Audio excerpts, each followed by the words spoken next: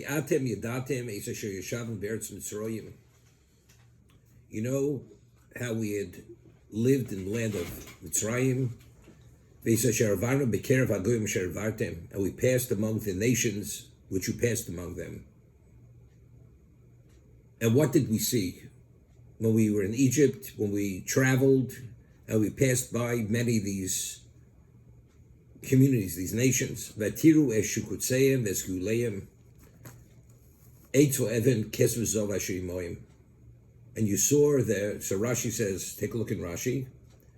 Vatiru shukutseim, Moshe refers to the idolatry as their rodents, which are detestable. Al shem mu'usim kishkotzim. Why does he refer to the idolatry as shikuseim?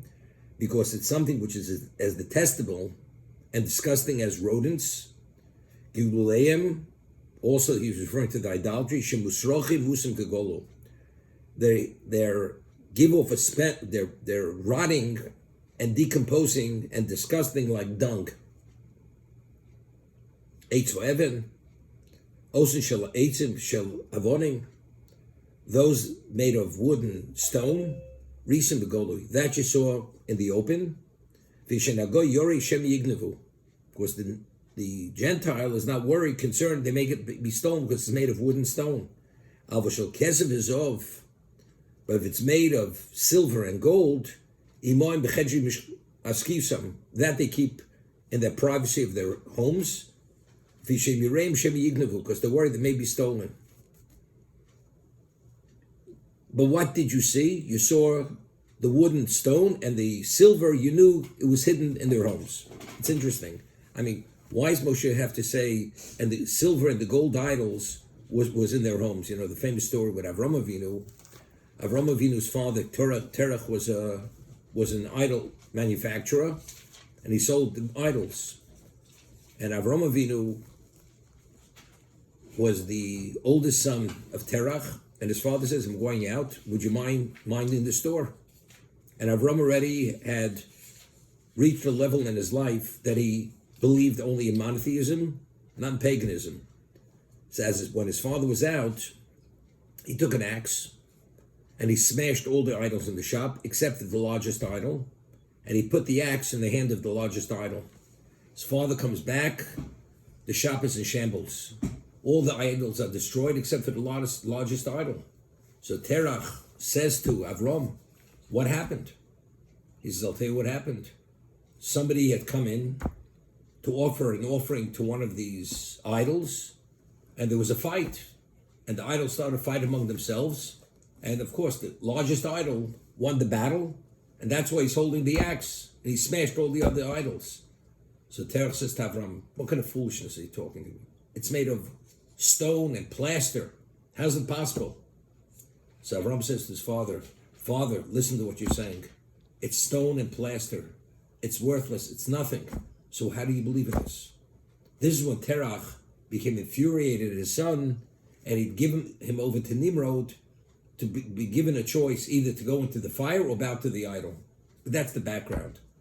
Moshe is saying, if you believe in this, that this has some kind of divine powers, so why do they have to hide the gold and silver? The wooden and the stone and the plaster idols, that they keep out, because they're not concerned they may be stolen. But the silver and the gold, that they're concerned they may be stolen. But if these have some kind of godly power, lahavdil, what are you worried about? The answer is a bunch of nonsense. Everything's a figment of their own imaginations and what they believe. So therefore, Moshe Rabbeinu wants to make this discernment. The wooden and the stone, that they leave out. The silver and the gold, that they keep. But again, Moshe Rabbeinu is referring to the idolatry.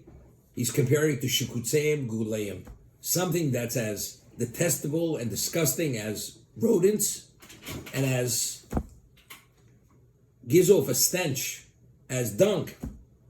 But yet, immediately, and he says, maybe there's a man or a woman who's somehow attracted to this. And he would say, maybe I'm going to go worship it. So the obvious question is, if it's something that you see in such a negative light, something which is detestable and grotesque and something which you don't want to go near, how could you even have a person that may have an interest in this? If it's been just depicted, and he's sharing with Klaus how they themselves viewed it initially. Now, we find that when we left Egypt, in Mitzrayim, we were over the Avodah Zarah, we were pagans. We spent 210 years there. Other than Shevet Levi, the majority of the Jews became pagans. As the Malachim had said, when we passed through the Yam Suf, Elo of the Avodah Zarah, Elo of the Avodah Zarah. Why the Egyptians more culpable than the Jews? They are the same idolaters. Now, we saw the 10 Makos. This gave us an understanding that idolatry has no value. By Balpor, that was the last of the deities, it was destroyed, only to mislead the Egyptians. So we saw firsthand exactly Hashem Hu Elokim. We saw it. And then afterwards, it says, Lo Nochem Elokim Derech Eretz Plishtim Kikarafu. God did not take us along the Philistine highway, Kikarafu. So the simple understanding, as Rashi says, that since proximity-wise it was easy to return, Hashem didn't want to take us along the Philistine highway, the Derech Eretz Plishtim. However, you could interpret, say, what's Derech Eretz Plishtim? Why did it take us straight into the desert? Because if you pass by the Philistine territory, they're pagans, and you were exposed to the idolatry which you lived and breathed in Egypt, it may touch you again, something that you experienced all the years. A person, even though we come to a level of clarity, but you realize to be able to fully purge it and to become totally detoxed, it takes years, because it's something that you were involved with and it was so ingrained in your emotion and your mind. Although you understand, you're still connected. Therefore, any level of exposure, immediately you could revert back there immediately. Therefore, Hashem, understanding that, didn't want to expose us to the Plishtim, because it's a community of idolaters. He took us straight into the desert. So again, you could see it. I'll give you an example. Where Mitzvah Hashem, we're holding the Yom Kippur, not too far off. And because of the solemnness of the day, and we're fasting, and the state of mind, we have a certain level of clarity in Yom Kippur, which we don't have during the year. The moment Yom Kippur is over, what we saw in a very clear, distinct understanding, immediately is not so simple. We're attracted back to things which we just made commitments. We don't want to go there. And all of a sudden we're going back there. Why? The answer is because that is the reality of a human being. Behavior, the way we live our lives, the way we process things, the way we internalize things, even though we have a level of clarity, if the equation changes, we revert right back there. Therefore, being in Egypt, we didn't see that Shikut Sevikulayim, because we were pagans. After the 10 Makos, we began seeing the negativity of idolatry, the falseness of idolatry. We went to Sinai, we had absolute clarity, but yet it was an eagle. We still went back to the eagle, to the golden calf. And there was a Baal Peor. There were many things. These were all relapses. So that just tells you, even though you see something which is as grotesque as Baal Peor, that the way they worship it is through defecation, yet they were attracted to it.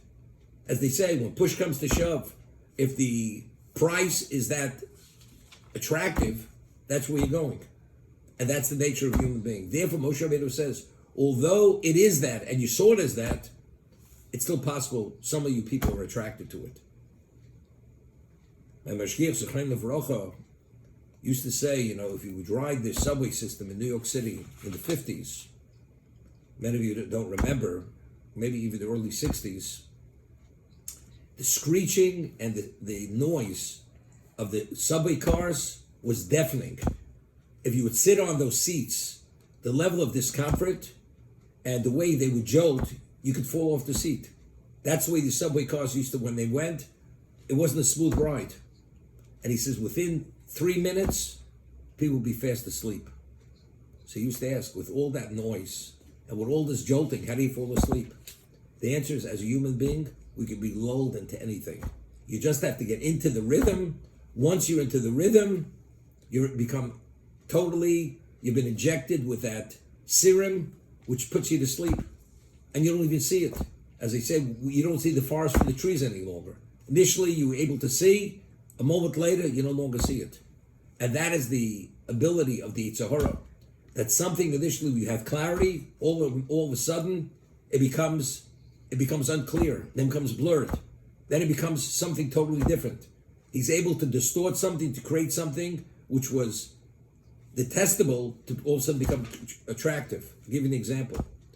If you drive, and you drive a road for many years, and then there's a fog, and the fog is so thick, you can barely see the car in front of you.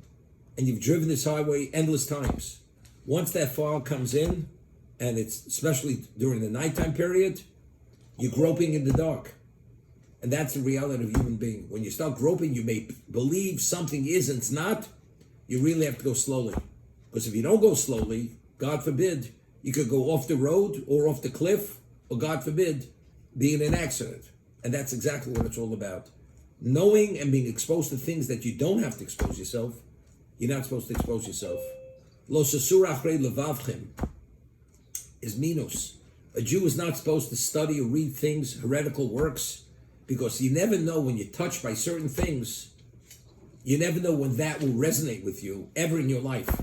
Therefore, we have to stay away from things. So something you see as you reject and it's objectionable, you object to it, you never know when that may resonate. Therefore, the Torah says, Lo surah achrei levavchem.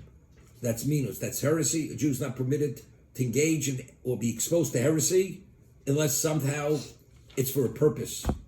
But otherwise, you can't go near it. Exactly for this reason. Asher atem zolim achreim, that's idolatry. Any level of idolatry. You're not permitted to do it. Even for curiosity's sake. You're not permitted. Because you never know what could happen. And that's exactly what Moshe Rabbeinu was saying. Even though it's shukosem, it's guleim, you see it as detestable and as disgusting and as unacceptable as rodents and as dung, you never know when that may touch you and may resonate and you may be attracted to it.